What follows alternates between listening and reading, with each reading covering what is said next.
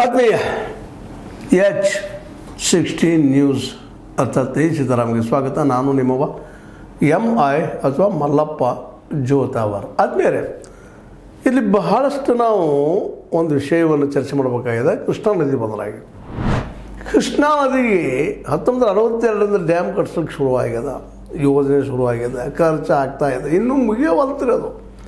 62, 72, 82, 92, 2002, 2012,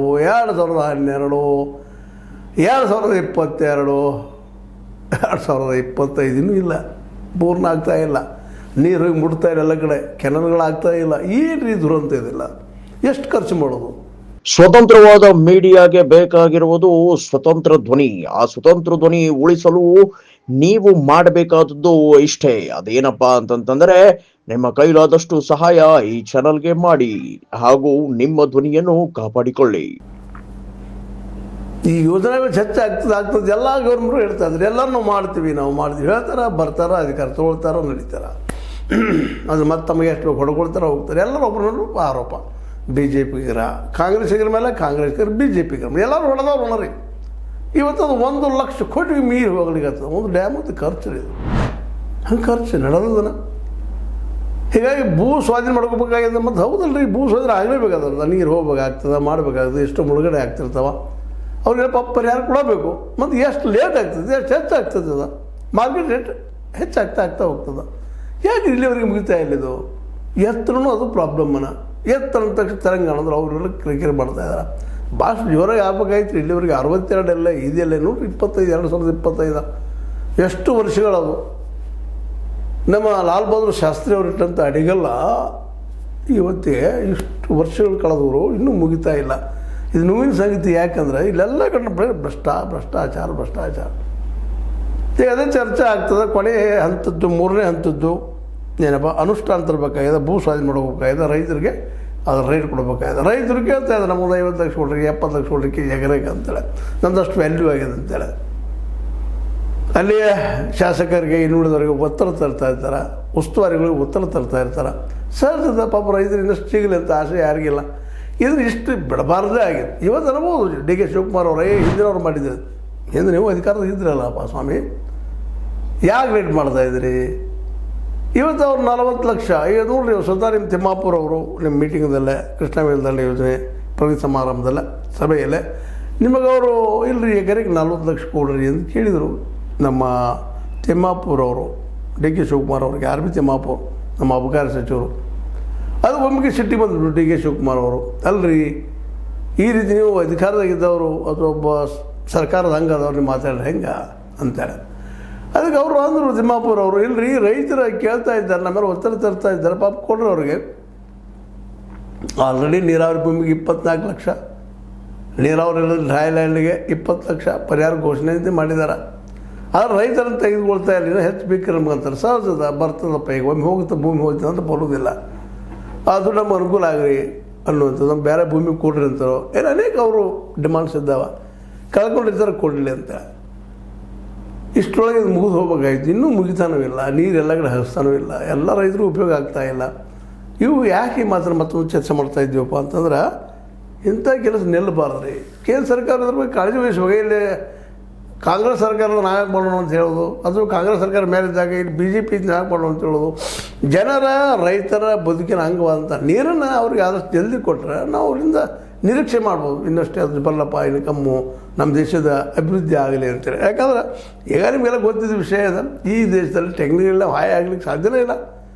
ನಮಗೆ ಕಲಿಕೆನೇ ಇಲ್ಲಲ್ರಿ. ನಮ್ಮ ಮಕ್ಕಳಿಗೆ ಕಲ್ಸಾಕೊಂಡ್ರೆ, ಹೈಯರ್ ಎಜುಕೇಷನ್ ಕೊಡಿಸ್ಲಿಕ್ಕೆ ಹೋದ್ರೆ, ಟೆಕ್ನಿಕಲ್ ಇಂಜಿನಿಯರಿಂಗ್ ಅಂತ ಕೋರ್ಸ್ಗಳು ಕಲಿಸ್ಲಿಕ್ಕೆ ಹೋದ್ರೆ, ಮೆಡಿಕಲ್ ಅಥವಾ MBBS ಅಂತದ್ದು, ಅದು ತಾಂತ್ರಿಕ ಮತ್ತೆ ಯಾವುದು ವೈಜ್ಞಾನಿಕ ಶಿಕ್ಷಣ ಕಲಿಸೋಕ್ಕಾದ್ರೆ ಒಬ್ಬ ಮಗುವಿನಿಂದ ವರ್ಷಕ್ಕೆ 5-10 ಲಕ್ಷ ರೂಪಾಯಿ MBBS ಅಂತ ಮಾತಾಡೋಂಗಿಲ್ಲ. ಅದು ಸರ್ಕಾರ ಫೀಸ್ ಆ ರೀತಿ ಐತಿ. ಇಲ್ಲಿ ಗೌರ್ಮೆಂಟ್ ಇದು ಸರ್ಕಾರದಾದ್ರೆ, ಇನ್ನು ಪ್ರೈವೇಟ್ದವರು ಕೋಟಿಗಳಲ್ಲಿ ಅಷ್ಟು ಕೊಟ್ಟು ಖರ್ಚು ಮಾಡಿ ಕಲಿತು ಬಂದವರು ಮತ್ತು ಭ್ರಷ್ಟರಾಗದಿರ್ತಾರಲ್ರಿ, ದುಡ್ಡು ಹರ್ಕೊಳ್ಳಾರದೇ ಇರ್ತಾರಲ್ರಿ ಅವರು.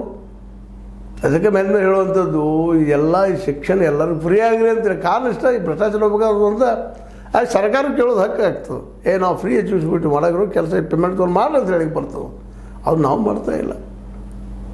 ಯಾಕಂದ್ರೆ ಇವತ್ತು ಇಂಜಿನಿಯರ್ ಕೊರತೆ ಇರ್ಬೋದು, ಮಚ್ಚನ ಇರ್ಬೋದು, ಇವೆಲ್ಲನೂ ಕಾರಣ ಇವತ್ತು ಇವೆಲ್ಲ ಸಮಸ್ಯೆಗಳಿಗೆ. ಭೂ ಸ್ವಾಧೀನ ಇಷ್ಟೊಳಗೆ ಆಗಬೇಕಾಗಿತ್ತು. ನೀರಾವರಿ ಆಗಿತ್ತಂದ್ರೆ ರೈತ ಇವತ್ತು ಬುದ್ಧಿವಂತೂ ಇರ್ತಿತ್ತು, ಜೊತೆಗೆ ನೀರಾವರಿಯಿಂದ ಸಣ್ಣ ಸಣ್ಣ ಡ್ಯಾಮ್ಗಳಿಂದಾಗಿ ಆಗಿತ್ತಪ್ಪ ಅಂದ್ರೆ ಇನ್ನೂ ಹೆಚ್ಚಿಗೆ ನೀರು ಇದು ಭೂಮಿ ಫಲವತ್ತಾಗಿರ್ತಿತ್ತೋ ಏನೋ. ಯಾಕಂದ್ರೆ ವೈಜ್ಞಾನಿಕವಾಗಿ ಸತ್ಯದವೆಲ್ಲ ಅವು. ಇವತ್ತು 40 ಲಕ್ಷ ಕೇಳ್ತಾ ಇದ್ದಾರೆ ರೈತರ, ಅದು ಹೆಚ್ಚಾಗ್ತದೆ. ನಮ್ಮ ಡಿ ಕೆ ಶಿವಕುಮಾರ್ ಅವ್ರ ವಾದ ಅದನ್ನು ಮಾತಾಡಬಾರ್ದು ಅಂತೇಳಿ ತಿಮ್ಮಾಪುರ ಜೊತೆಗೆ ಮಾತಿನ ಚಕಮಕಿ. ಆದ್ರೆ ಜನರ ಬೇಡಿಕೆ ಅದಲ್ರಿ, ರೈತರ ಬೇಡಿಕೆ ಅದ, ಕಳ್ಕೊಳಿಕೆ ನಮಗೆ ಬೇಕ್ರಿ ಅಂತೇಳಿ. ಅದು ಇವತ್ತು ಹಾಕ್ತಾ ಇದ್ದೀವಿ ನಮ್ಮ ಟ್ಯಾಕ್ಸ್ ತೆಗೆದೋದಕ್ಕೆ 1 ಲಕ್ಷ ಕೋಟಿ ರೂಪಾಯಿ ಬಂದಿರ್ತದೆ. ಇವತ್ತು ಕೇವಲ ಒಂದು 50-60 ಸಾವಿರ ಕೋಟಿ, ಒಂದು ಲಕ್ಷ ಏನಂತೀರಿ ನೀವು, 10-20 ಸಾವಿರ ಕೋಟಿ ಮುಗಿಯುವಂಥ ಆರಂಭದಲ್ಲೇ ಈ ಮಟ್ಟಕ್ಕೆ ಬಂದು ನಿಂತ್ಬಿಟ್ಟದೆ. ಇವತ್ತು ಇದರಲ್ಲಿ ಬಂದಂಥ ಎಲ್ಲ ರಾಜಕಾರಣ ಲಾಭ ಮಾಡ್ಕೊಂಡಿದ್ದಾರೆ ರೀ. ಉತ್ತರ ಕನ್ನಡದವರಾಯ್ತು, ದಕ್ಷಿಣ ಕರ್ನಾಟಕದವರಾಯ್ತು. ಉತ್ತರ ಕರ್ನಾಟಕ ದಕ್ಷಿಣ ಕರ್ನಾಟಕ ಏನು ಭೇದ ಭಾವ ಇಲ್ಲ. ಯಾರು ಅಧಿಕಾರಕ್ಕೆ ಬರ್ತಾರೆ ತಮ್ಮ ಪಕ್ಷಕ್ಕೆ ಅನುಕೂಲ ಮಾಡ್ಕೊಳ್ಳೋದು, ತಮಗೆ ಅನುಕೂಲ ಮಾಡ್ಕೊಳ್ಳೋದು, ಹೋಗಿಬಿಡುವಂಥದ್ದು. ಬಟ್ ಇಲ್ಲಿವರೆಗೆ ನೀರಾವರಿ ಮುಗಿಸಲಿಲ್ಲ ಅನ್ನೋ ಕಾರಣಕ್ಕಾಗಿ ಏನಪ್ಪ ಅಂತದ್ದು ಇದು ಹೆಂಗೆ ಮುಗಿದು ಅನ್ನುವಂಥದ್ದು ಅದೇನು ಚರ್ಚೆ ನಡೀತಾನೆ ಇದೆ. ಮುಗಿತದಂತಾರೆ ಈಗಂತ ಭರವಸೆನೂ ಕೊಟ್ಟಿದ್ದಾರೆ ಡಿ ಕೆ ಶಿವಕುಮಾರ್ ಅವರು, ಅವರ ನೀರಾವರಿ ಮಿನಿಸ್ಟ್ರು.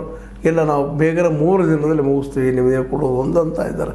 ಅಂದರೆ ನಿಮಗೇನು ಕೊಡೋದು ಅಂದ್ರೆ ಏನು, 24 ಲಕ್ಷ ಕೊಡೋರು ಹೆಂಗೆ ಏನಂತ ಇವ್ರು ರೈತರಿಗೆ ಹೇಳ್ತಾ ಇದ್ದಾರೆ. ಅದ ನಮಗೆ ಬೇಡಪ್ಪ, ಇನ್ನೂ ಹೆಚ್ಚಾಗಲಿ ಅಂತೇಳಿ ಬೇಡಿಕೆ ಇಟ್ಟಿದ್ದಾರೆ. ಅದರಲ್ಲಿ ಈಗ ನಮ್ಮ ಏನಪ್ಪ ಅಂದ್ರೆ ಈ ಆರ್ ಬಿ ತಿಮ್ಮಾಪುರ ಅವರು ಕೇಳಿದ್ದಾರೆ ಕೊಡ್ರಿ ಎಲ್ಲರಿಗೂ ಅಂತೇಳಿ. ಒಟ್ಟಿನಲ್ಲೇ ಪರಿಹಾರ ಜಲ್ದಿ ಆಗಲಿ. ಮತ್ತು ಜೊತೆಗೆ ನಮ್ಮ ಕೇಂದ್ರದ ಜಲಶಕ್ತಿ ಸಚಿವರು ಸಹಿತ ಸಭೆಗೆ ಬರೋದಷ್ಟಲ್ಲ, ಕ್ವಿಕ್ಕಾಗಿ ಡಿಸಿಷನ್ ಕೊಟ್ಟಾಗ ಏನಾದರೂ ಅನುಕೂಲ ಮಾಡಿರಿ, ನಿಮ್ಮ ಪಾಲಿನ ದುಡ್ಡು ನೀವು ಕೊಡ್ರಿ ನಮ್ಮ ಈ ಒಂದು ಯೋಜನೆಗೆ ಅಂತೇಳಿ ಈ ಸ್ಟೇಟ್ ಗೌರ್ಮೆಂಟ್ ಕೇಳ್ತಾ ಇದೆ. ಒಟ್ಟಾರೆಯಾಗಿ ಈ ಕೃಷ್ಣಾ ಮೇಲ್ದಂಡೆ ಯೋಜನೆ ಪ್ರಗತಿಯ ಸಭೆಯಲ್ಲಿ ಪ್ರಗತಿ ಪರಿಶೀಲನಾ ಸಭೆಯಲ್ಲೇ ಚರ್ಚೆ ಆಗಿದ್ದಂತೆ ನಿಶ್ಚಿತದ. ಏನೋ ಒಂದಿಷ್ಟು ಸಮಥಿಂಗ್ ಸರ್ಕಾರ ಇದ್ದು ಇವರಿಗೆ ರೈತರಿಗೆ ಪರಿಹಾರ ಕೊಡುವ ಲೆಕ್ಕದಲ್ಲಿ ಇದ್ದಾರೆ.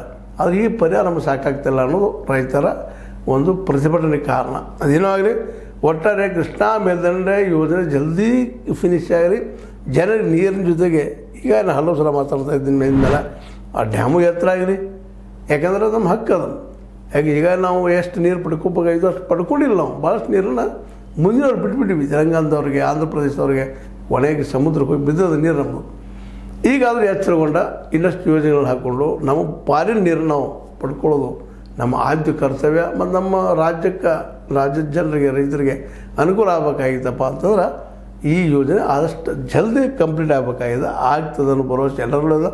ಆದರೆ ಈ ಲೇಟ್ ಮಾಡ್ತಾ ಹೋಗುವಂಥ ರಾಜಕಾರಣಿಗಳು, ಅದರಲ್ಲೇ ಒಂದಿಷ್ಟು ಪರ್ಸೆಂಟೇಜ್ ಬೀಳುವಂಥ ರಾಜಕಾರಣಿಗಳು ಈ ದಿಶೆಯಲ್ಲಿ ಒಂದಿಷ್ಟು ಏನಪ್ಪ ಅಂತಂದ್ರೆ ತಾವು ಹಿಡಿತ ಸಾಧಿಸಿಕೊಂಡು ಲಂಚ ಗುಳಿತನ ಕಡಿಮೆ ಮಾಡಿ ಒಳ್ಳೆಯ ಕೆಲಸ ಮಾಡಲಿ ಅಂತ ಎಲ್ಲ ಬಯಸ್ತೀವಿ. ಅದು ಮಾಡೋರು ಯಾರು, ಅದು ಭಾಳ ಕಷ್ಟದ ಕೆಲಸ ಅದ. ಏನೋ ಆಗಲಿ, ಈಗ ಈ ಒಂದು ಯೋಜನೆಯಿಂದ ಈಗಾಗಲೇ ನಿಮ್ಮ ಜೊತೆಗೆ ಹೇಳಿದಂಗೆ ಖರ್ಚಂತಿ ಭಾಳ ಆಗ್ಲಿಕ್ಕತ್ತದ ರೀ. 1 ಲಕ್ಷ ಕೋಟಿ ಸಾಲದಲ್ಲ, 75,000 ಕೋಟಿ ಒಳಗೆ ಬಗೆಹರಿಸ್ತೀರಿ ಅಂತ ಏನೋ ಏನು ಶಿಫಾರಸು ಇದ್ದು ಇನ್ನೂ ಬಗೆಹರಿದಿಲ್ಲ.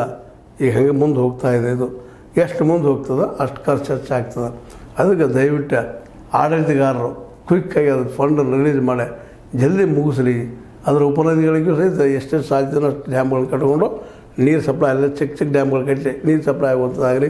ಕೃಷ್ಣಾ ಉತ್ತರ ಕರ್ನಾಟಕದ ಏನಪ್ಪ ಅಂದ್ರೆ ಕಣ್ಣೀರು ತೊಳೆಯುವ ನದಿ ಆಗಲಿ, ಎಲ್ಲರಿಗೂ ಅನುಕೂಲ ಆಗಲಿ ಅನ್ನೋದು ನಮ್ಮೆಲ್ಲರ ಉತ್ತರ ಕರ್ನಾಟಕ ಜನರ ಆಸೆ.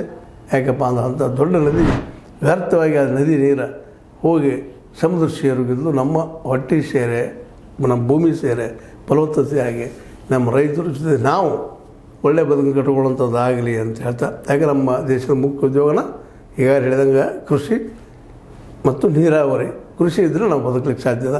ಟೆಕ್ನಿಕಲಿ ಆಗಲಿ ಮತ್ತೊಂದರಾಗಲಿ ನಮ್ಗೆ ಕಲಿಸೋಕ್ಕೆ ಸಾಧ್ಯ ಇಲ್ಲ. ನಮ್ಮ ಕಡೆ ಎಜುಕೇಷನ್ ಕೊಡಿಸ್ ಈಗ ಹೇಳಿದ್ದೀನಿ ನಿಮಗೆ ಕೊಡಿಸ್ಲಿಕ್ಕೆ ಸಾಧ್ಯ ಇಲ್ಲ. ಸರ್ಕಾರ ಕೊಡ್ತದ, ಖಾಸಗಿಯವ್ರ ಕೈ ಕೊಟ್ಟದ.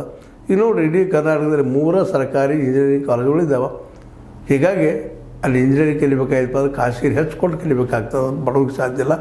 ಅದಕ್ಕಾಗಿ ಇವತ್ತು ಹೇಳೋದಿಷ್ಟ, ನಾವು ನಮ್ಮ ಅಗ್ರಿಕಲ್ಚರ್ ಬೆಳೆಸ್ಕೊಂಡು ಅಲ್ಲೇ ಉದ್ಯೋಗ ಹುಡುಕಿಕೊಂಡು ಅಲ್ಲೇ ಒಂದು ಉದ್ಯೋಗ ಸೃಷ್ಟಿ ಮಾಡೋ ಜೊತೆಗೆ ನಾವು ಬದುಕುವಂಥ ಪ್ಲಾನ್ ಭಾಳ ಉತ್ತಮ ಅಂತ ನಮ್ಗೆ ಅನಿಸ್ತದೆ. ನಿಮಗೇನು ಅನಿಸ್ತದೆ? ಅದಕ್ಕಾಗಿ ಅವ್ರ ಭೂಮಿಯನ್ನು ಅವ್ರ ರೈತರಿಗೆ ಕೊಟ್ಟ ಇದು ಪರಿಹಾರನ ಕೊಟ್ಟ ರೈತನ ಭೂಮಿ ತೊಗೊಂಡು ಆ ನೀರಾವರಿ ಇನ್ನಷ್ಟು ಹೆಚ್ಚಾಗ ಮಾಡೋದು ಈಗ ಮೊದಲು ನಮ್ಮ ಕೆಲಸ. ಅದು ಎಷ್ಟು ಆಗ್ತದನೋ, 20 ಲಕ್ಷ ಆಗ್ತದೆ, 24 ಲಕ್ಷ ಆಗ್ತದೆ, 30 ಲಕ್ಷ ಆಗ್ತದೆ, ಒಟ್ಟು ಬಗೆಹರಿಸೋದು ಜಲ್ದಿ ಸಿದ್ದರಾಮಯ್ಯನವರು ಅಂತ ಹೇಳ್ತಾ ಸಿದ್ದರಾಮಯ್ಯ ಜೊತೆಗೆ ನಮ್ಮ ಉಪಮುಖ್ಯಮಂತ್ರಿ ಡಿ ಕೆ ಶಿವಕುಮಾರ್ ಅವರು ಕೇಳ್ಕೊಳ್ತಾ ಮಾಡ್ತಾರೆ ಅನ್ನೋ ವಿಶ್ವಾಸದಿಂದ ಮುಂದೆ ಹೋಗಬೇಕಾಗಿದೆ. ಯಾಕಂದರೆ ಭರವಸೆ ಒಂದು ನಮ್ಮಲ್ಲಿ ಉಳಿದಂಥದ್ದು. ಯಾಕಂದ್ರೆ ನೀರು ಹರಿದ ವ್ಯರ್ಥವಾಗಿ ಹೋಗಬಾರ್ದು ಹೇಳಿದ್ರೆ ನಮಗೆ ತೊಂದರೆ ಭವಿಷ್ಯದಲ್ಲಿ ಕಟ್ಟಿಟ್ಟು ಬುತ್ತಿ ಅಂತ ಹೇಳ್ತಾ, ಇದು ನಿಮ್ಗೆ ಲೈಕ್ ಆಗಿರ್ಬೋದು. ಲೈಕ್ ಮಾಡಿ, ಶೇರ್ ಮಾಡಿ, ಕಮೆಂಟ್ ಮಾಡಿ, ಜೊತೆ ಸಬ್ಸ್ಕ್ರೈಬ್ ಆಗೋದು ನಿಲ್ಲಿಸಬೇಡ್ರಿ. H16 ನ್ಯೂಸ್ ಅರ್ಥಾತ್ ಹೇ ಸೀತಾರಾಮ್, ಸತ್ಯದ ಕೈಗನ್ನಡಿ ವಂದನೆಗಳು.